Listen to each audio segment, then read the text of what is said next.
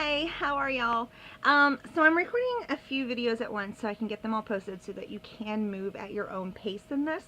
So this is actually going to be session 1, part A. It is on building your foundation and knowing your hunger gauge so that you know when you need to eat and how much you need to eat up. This takes practice. I still struggle with this even though I took this class years ago. Granted, I've been out of practice for a while, so we're going to be building on all of this together. So think of a car's fuel tank. You have your thing, your gauge, and it goes from full to empty, and whenever it's on empty, you're like, oh god, I'm going to die on the side of the road. So if you think of it like that, that is going to be your scale.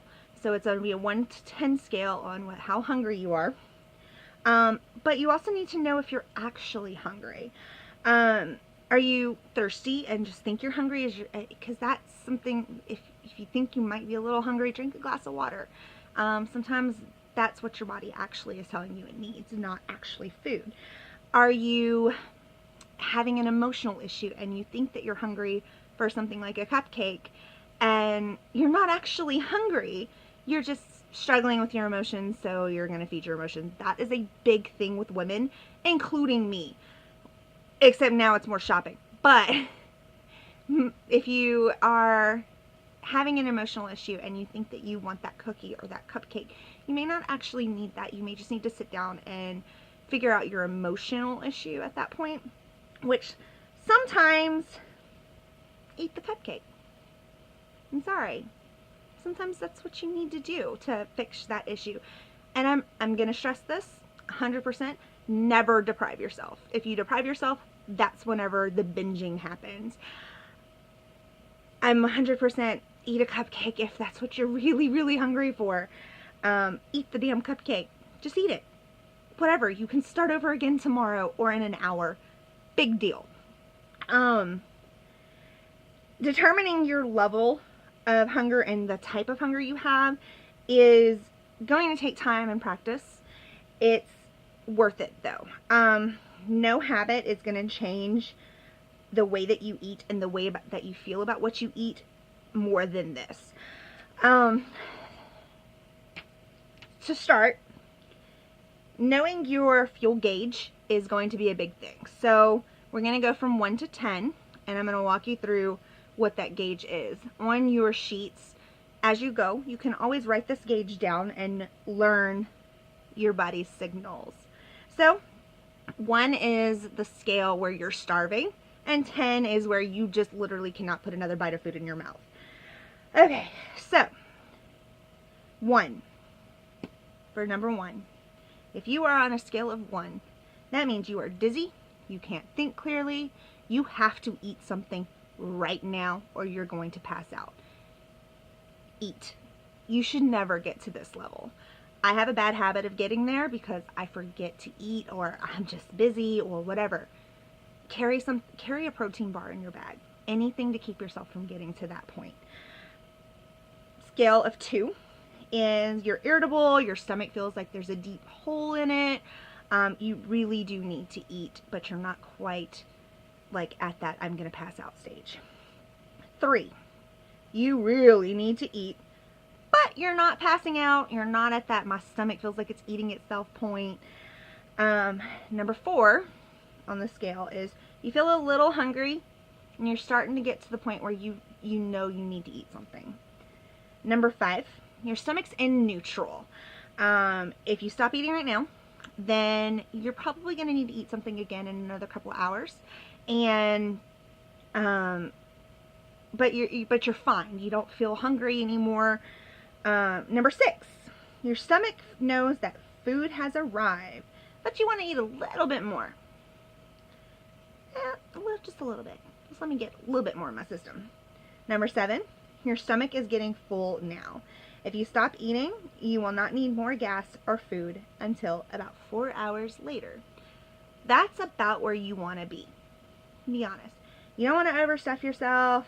You don't want to be where you're eating again in 2 hours. 3 or 4 hours, it's a good area. Number 8, you're full and you don't feel like overstuffed, but you're definitely full. Number 9, your stomach is stretched to the point of discomfort, and you're not even sure if you could eat anything else. And number 10, if you eat another bite, you feel like you'll explode. It's just all there is to it. You don't want to get to that point, and you definitely don't want to get to 1. Staying at about a 7 is good. You don't want to overfill yourself, and you don't want to let yourself be starving. Keeping it at about the 3 to 4 hour every time you eat something is a good range. It's a good time for breakfast, snacks, things like that. I do usually recommend eating something small every about 3 hours. That way you never get to those starving points. It does get awkward to learn what your internal signals are. If you have any issues with it, don't worry. It takes time. It's a process. Don't worry about it, but learn those signs. If you need any information about those signs again, definitely let me know. I'll be glad to give them to you again.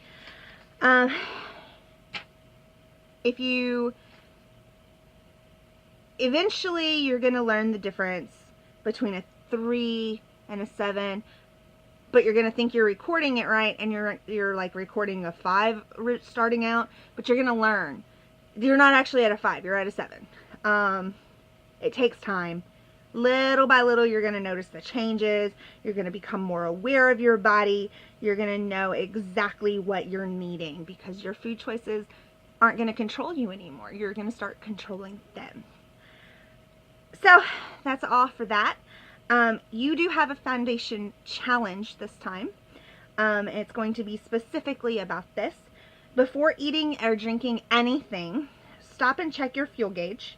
So your food, what you eat, what you drink, whatever. Record your level of hunger or fullness in your maintenance log, in your journal.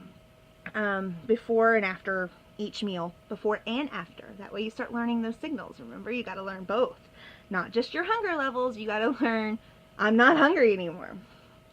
Notice what your body is telling you, and notice any patterns, how your behavior is, and start to follow that lead. So if before you eat an apple, you're like feeling like, oh God, I really need to eat something, and then you eat the apple and you're like, oh, I'm dying, I'm so full. That means you aren't actually at that other point. So start learning that and build on it, and do this for, I say a week, however long you want to do it. If you start figuring it out within a couple of days, give it a couple more days to practice it, but move on. Get the next thing. Build on it. Never stop doing this, though. This is very, very important throughout this entire process. So start learning your body and do this challenge, and I'll see you next time. Bye.